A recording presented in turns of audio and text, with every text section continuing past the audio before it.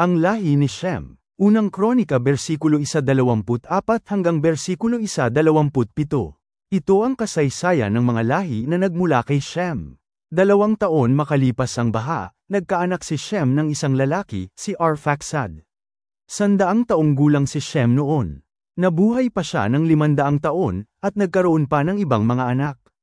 35 taong gulang si Arphaxad nang nagkaanak ng isang lalaki, si Sela. Nabuhay pa siya ng 403 taon, at nagkaroon pa ng ibang mga anak. 30 taon na noon si Sela nang maging anak niya si Heber.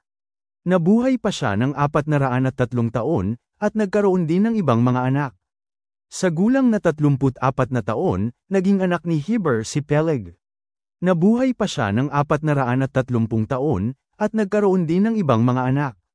Sa gulang na 30 taon, naging anak ni Peleg si Reu.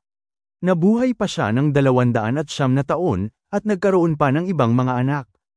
32 taon naman si Reu nang maging anak niya si Serug. Nabuhay pa siya ng 207 taon, at nagkaroon din ng ibang mga anak. 30 taon si Serug nang maging anak niya si Nahor. Nabuhay pa siya ng 200 taon, at nagkaroon din ng ibang mga anak.